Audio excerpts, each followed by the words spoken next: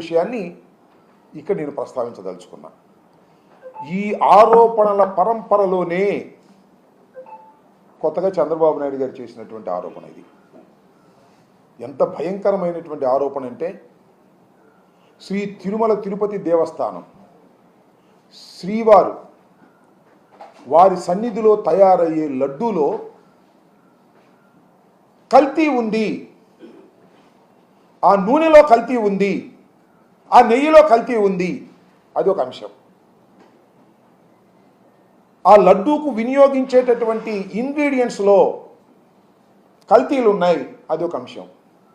నెయ్యిలో జంతువుల కొవ్వుతో తయారు చేసింది ఒక కల్తీ ఉంది, అది ఒక అంశం. అది మారి అది ముదిరి నాకు చాలా ఆశ్చర్యం వేసింది.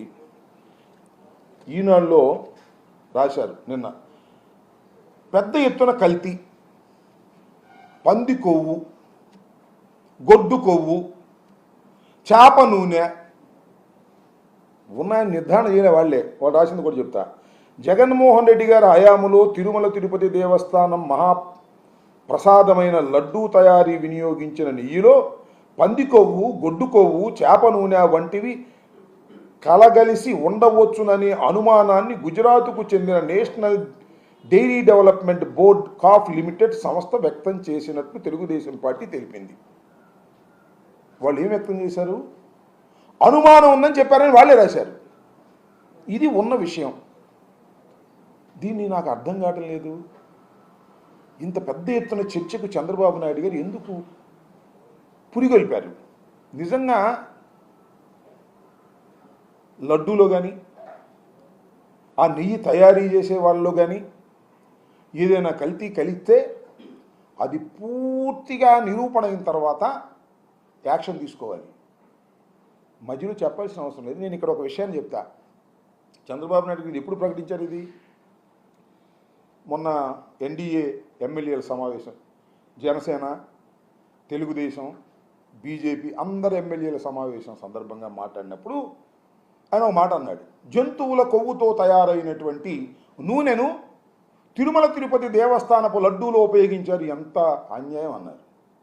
అప్పుడు దాకా ప్రకటించలా. ఎందుకు ప్రకటించారని చర్చకు వస్తే జూలై 23వ తారీఖున national dairy development corporation limited, అదేనా, ఎన్డీడీబీ, వాళ్ళు ఇచ్చిన రిపోర్ట్ చదివారు. నేను అడుగుతా ఉన్నా ఇక్కడ సూటి ప్రశ్న చంద్రబాబు నాయుడు గారిని అడుగుతా ఉన్నా. 2 నెలలు అయింది సుమారుగా ఆ రిపోర్ట్ వచ్చి. ఎందుకు హైడ్ చేశారు ఇప్పుడు దాకా? ఎందుకు దాన్ని బయట పెట్టలేదు? మొన్న మాత్రం ఎందుకు బయట పెట్టారు? నేను జగన్మోహన్ రెడ్డి గారు చెప్పినట్టుగా డైవర్షన్ పాలిటిక్స్ ఆడుతున్నారా? చెప్పండి, నాకు తెలియగలుగుతాను. ఎందుకు ఇప్పుడు దాకా ప్రకటించలేదు? ఇంత పెద్ద అంశాన్ని ఎందుకు ప్రకటించలేదు అని అడుగుతా ఉన్నా. ఇంకొక అంశం ఏమిటంటే, ఇది రిజెక్ట్ చేయబడింది. ఈ ఏఆర్ ఫుడ్స్ అనేవాళ్ళు సప్లై చేసిన దానిలో శాంపిల్స్ తీసుకుంటే ఈ 3 శాంపిల్స్లో అనుమానాలు ఉంటే నేషనల్ డైరీ డెవలప్మెంట్ బోర్డు పంపించారు. వాళ్ళు సర్టిఫై చేశారు. వాళ్ళు సర్టిఫై చేసింది కూడా నేను ఈ సందర్భంగా మీకు చెప్తున్నాను.